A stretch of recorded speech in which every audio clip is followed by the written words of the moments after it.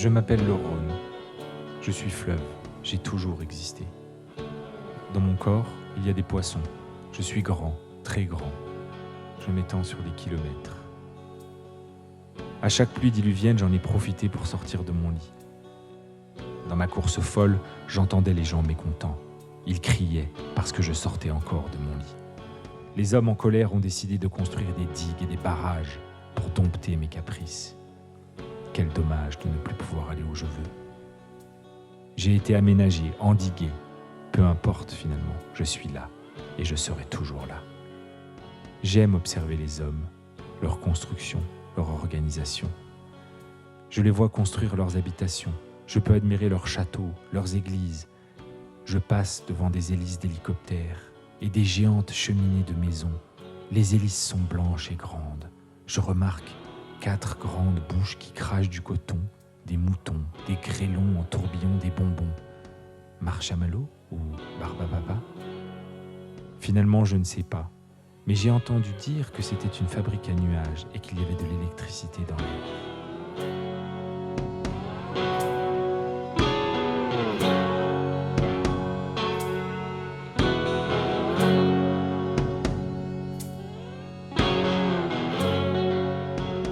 Je continue ma balade et passe devant une soucoupe volante qui tourne très vite. Elle est multicolore. Je vois les montagnes creusées où se logent des cimenteries, une gare de triage abandonnée, un centre commercial, des ponts qui m'enjambent. J'avance et arrive à côté d'un immense château. Il était fabriqué en pierre et était habité par un roi et une reine. J'ai vu tellement de choses dans ma vie. La plus impressionnante pour moi reste les séismes.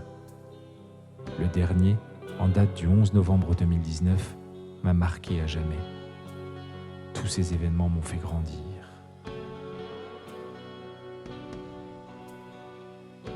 Dernièrement, un étrange événement m'a rappelé le temps des rois et des reines. Les hommes se sont retirés dans leur maison pour fuir une maladie. Quelques enfants m'ont parlé de cette période étrange.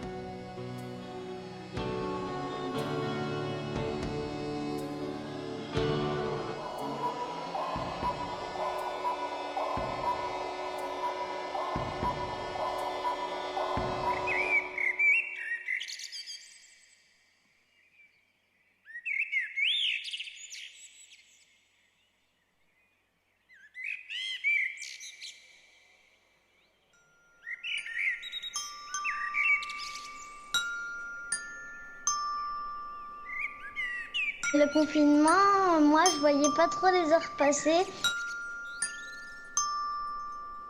Je savais plus trop quel mois on était parce que je trouvais que ça passait un peu vite. Enfin voilà. C'était un peu ennuyeux parce que je pouvais pas aller à l'école, je pouvais pas voir mes amis.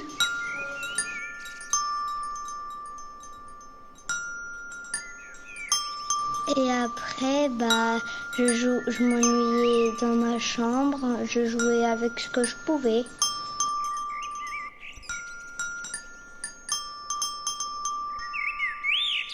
Je ressentais ça un peu ennuyant parce que je pouvais pas jouer avec mes amis et mes copines. Et aussi, j'étais un peu triste. J'ai ressenti aussi la peur parce que j'avais peur que mes parents peuvent attraper le coronavirus. Mes amis me manquaient, ma famille aussi, et je pouvais pas sortir. Moi, je voyais pas trop ma maman vu qu'elle est infirmière, mais sinon j'ai bien aimé parce qu'on pouvait faire plusieurs choses. On pouvait prendre plus de temps pour nous et voilà.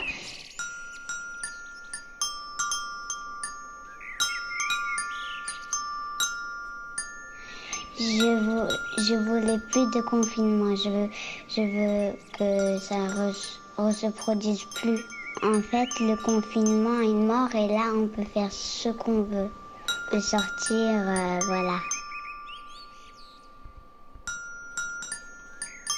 C'est un peu mieux parce que je peux voir mes amis, je peux aller à l'école, je peux sortir, aller jouer dehors, je peux aller faire plein de choses.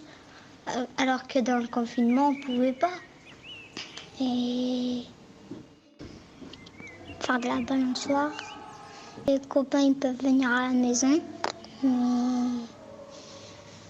on peut aller à l'école, on peut aller dehors, aller jouer au foot devant la maison. J'étais heureuse. Je pouvais jouer avec mes amis. Je pouvais partir à l'école. Les magasins étaient ouverts. Je retrouve mes amis, ma famille. Et aussi, je peux promener mon petit chien.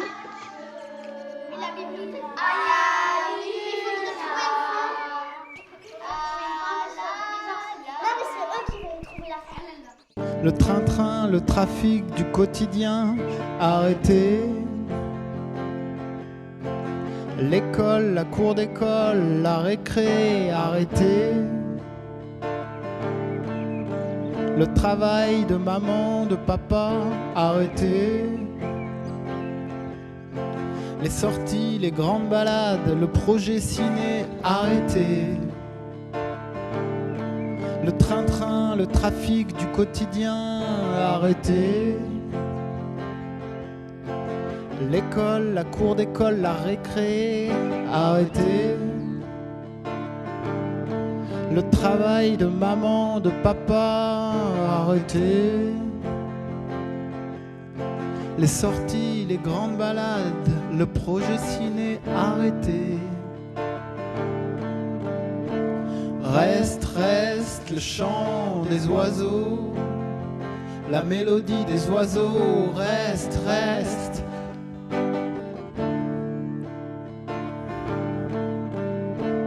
Reste, reste le chant des oiseaux, la mélodie des oiseaux, reste, reste le chant des oiseaux. Reste, reste le chant des oiseaux, la mélodie des oiseaux, reste, reste.